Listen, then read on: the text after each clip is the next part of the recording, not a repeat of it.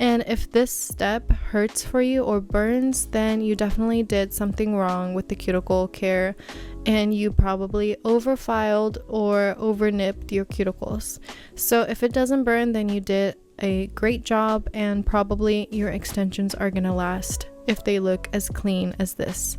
Moving on to the Gelix application, I'm gonna grab my gel nail glue and my dehydrator. This is a no brand since I'm testing out some samples that I received, but one brand that I recommend using for the dehydrator is the Model 1's dehydrator.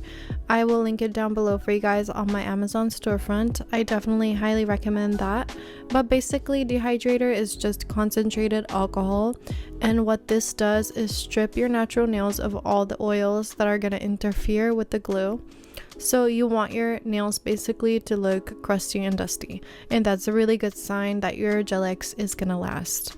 And I'm going in with my gel nail glue and applying a thin layer. This is a kind of side note, but the gel nail glue that you use, whatever brand it is, it doesn't really matter the brand, but more the consistency of the gel. And most gel nail glues that I've tried from many different brands, they've all worked. If you're struggling with retention, then the problem doesn't lie in the products that you're using, most likely, but more the prep of the nails. So try to improve on the nail prep area, and you will see a big change in how long your Gelix last. I always use the Appraise brand for any extensions that I use. This is the long sculpted almond that I'm using, and I'm buffing the inside of the extension to give it the same texture with the 240 grit sanding band. This is going to help the glue really grip onto the extension as well as the nail. And yeah, again, everything I do is for the sake of retention and for the cleanliness of the result. You want your nails to look snatched and you want them to last 4 to 5 weeks. So that's the goal here. And as you're applying the glue, this is going to take a few tries. If you're a beginner, you might be applying too much glue or too less, like not enough glue. And this is going to take a few tries, but once you get this down, this will be the fastest part of the whole nail process. So basically, you're going to apply a thin layer of that nail glue onto the extensions and then add a few more drops at the edge of the extensions. Apply it at a 45-degree angle and slowly pushing it down as the glue meets the edge of your natural nail, and then you're going to cure it for 25 seconds. I have this gooseneck lamp that is really helpful for curing that, and then I put it into the big lamp at the end. Now that everything is cured and everything has been applied, I'm going to go in with my 240 grit sanding band again and add that same texture. This sanding band, as you can see, I'm using it a lot in my nail process. It's probably my most used tool. It's very efficient and it kind of speeds you up a little bit because you don't need to be using a nail file or a buffer. So I feel like I've gotten a lot faster with doing nails by using the e-file where I can and kind of taking advantage of this. It saves me a lot of energy for sure. But anyways, I'm kind of blending in those extensions into my cuticle area. As you can see, I'm going around it, and if you want to be fancy, you can also use a ceramic bit to kind of perfect it and really blend everything in seamlessly into the natural nail so they actually look like your natural nail. I don't know how to describe this, but this process is called sealing the cuticle. And right before I go in with my finishing touch, I'm gonna go in with my nail file and make sure that the shape is crisp. And I'm kind of going for a stiletto / skinny almond. And once I like the shape the way it is, I'm just kind of brushing up the details. And I'm grabbing some acetone and a brush and dipping it into that pot and then applying it around the cuticle area. Like I said, this is called sealing the cuticle, and the acetone melts the plastic into the natural nail, so this really helps with preventing.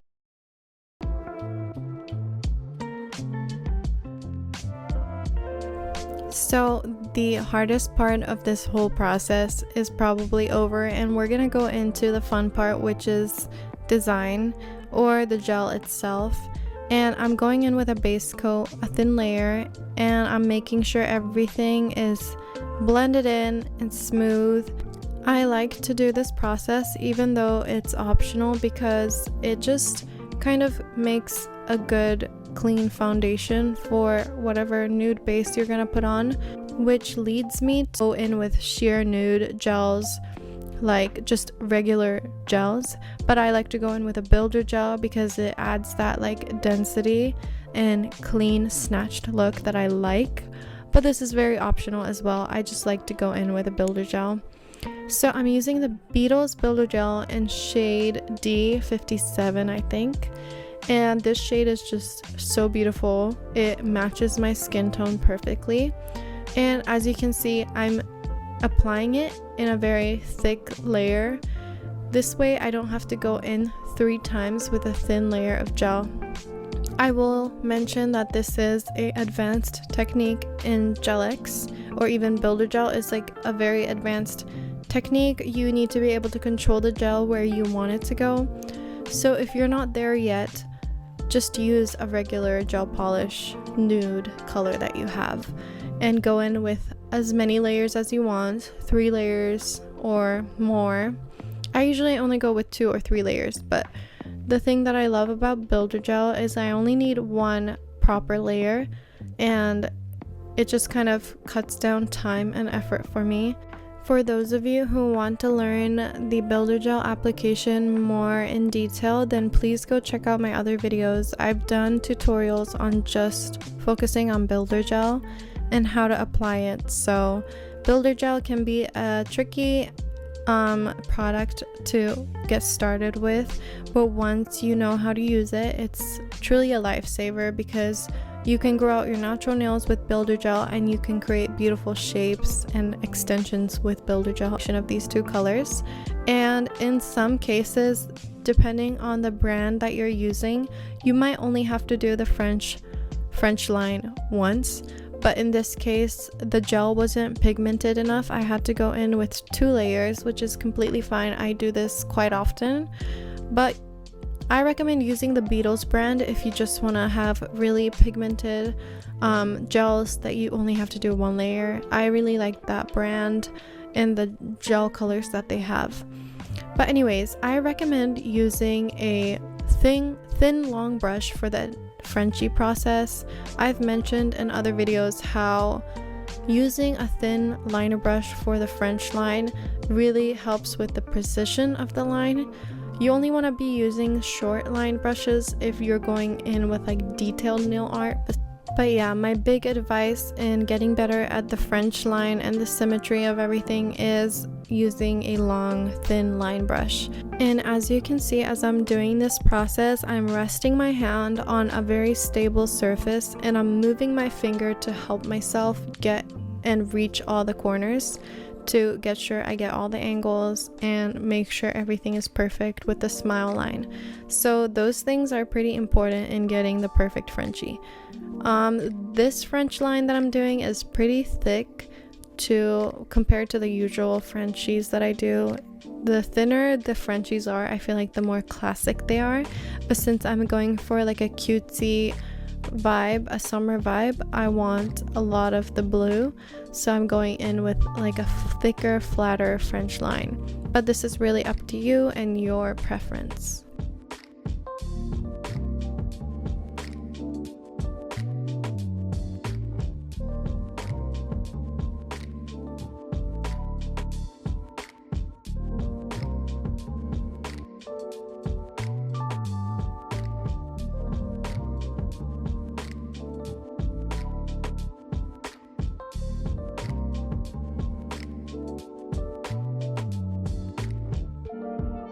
Now that I've finished the first layer, I'm gonna go in with a second layer, and you guys can see the color is a lot more visible with the second layer, and the second layer tends to be a lot faster since you already have the outline of the Frenchies.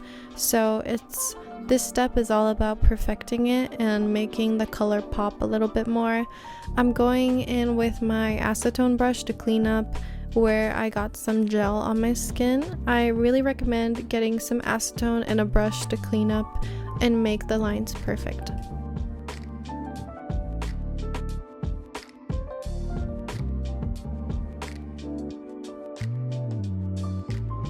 So now I'm gonna start working on the polka dots, and I'm going in with my dotting tool. You can get this literally anywhere. If you search up dotting tool, you can get this. And I'm trying to focus on the fact that I want all the dots to be the right size and the same size.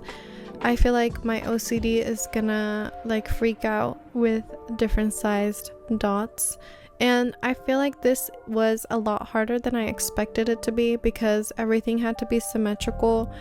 And obviously it doesn't have to be perfect, but I was kind of like freaking out about like not getting it symmetrical. I don't know about you guys, but sometimes I messed up with the dots and I went in with the acetone and a brush to clean it up. And it's actually really easy to start over. It's a really fast process if you get the hang of it. So you guys can make the dots smaller or bigger the way that you like it, but this is just how they came out to be.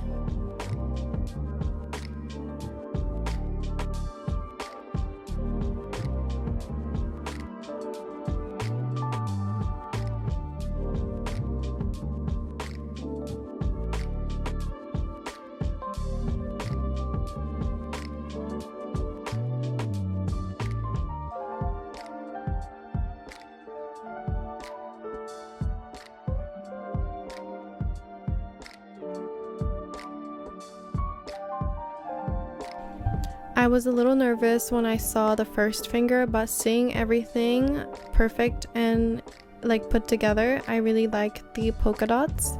And now I'm going in with some solid gel. This is like a white solid gel, and I'm gonna create a flower mold on the ring finger, and I'm kind of rolling those solid gel up into a ball and then applying it onto my nail. And I'm using this silicone tool to flatten the petal and create the perfect shape that I want. You can really take your time with this. The best thing with gel is it doesn't cure until you put it into the lamp, so you can try as many times as you want. And there are some easy tutorials on how to create different flower petals on TikTok, on YouTube, literally everywhere. It's kind of like a big trend right now to do the hyper realistic flowers on your nails, so I felt like this is like a must-have on a summer nail, and it gives a little bit something, like a hint of something summery on this polka dot Frenchies. So yeah, just watch me do this flower mold.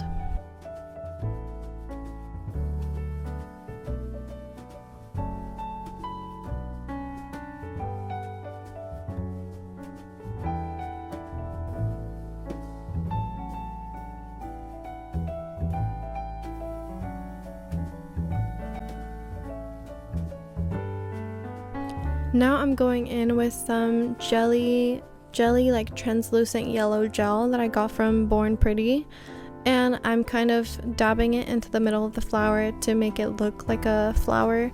It can be any color, honestly. I feel like pink would also look cute. And I'm applying a little cute silver charm on the middle to make it a centerpiece, and that's the finished look for the design. And now comes the most important part of finishing a design, is the top coat. My favorite glossy top coat is the Cocoist one. I've been using this for over a year, and it makes the nails look snatched and clean at the end. I feel like a top coat is really important, and the way you apply it is also very important. Make sure that it's not thick and globby and like sliding everywhere. You want it to be a thin and clean layer. And you can even cure one finger each and get that perfect top coat shine. But I've kind of gotten used to applying top coat, so I'm just going to apply everything and then cure it in the big lamp at the end. Some other top coats that I also like is the Appraise top coat. I also know some, but I forgot the name. But anyways, just test out different top coats. But definitely my favorite is the Cocoist one.